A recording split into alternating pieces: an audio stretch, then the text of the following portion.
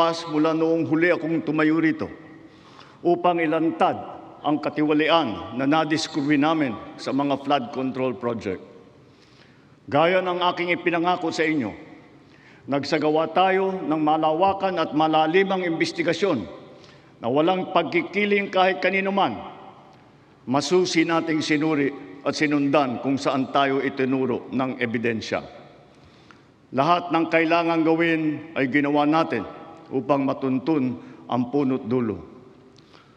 Mayroon ng mga unang nakasuhan at nakulong, mga kontratista, matataas na opisyal, pati na mga mambabatas.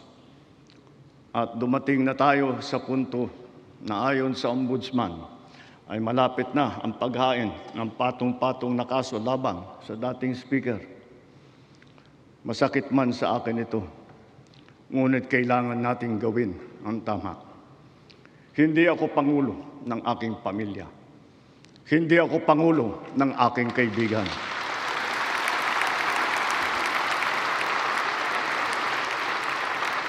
Ako ay Pangulo ng Pilipinas at ang tungkulin ko ay sa inyo, ang aking mga kapwa Pilipino.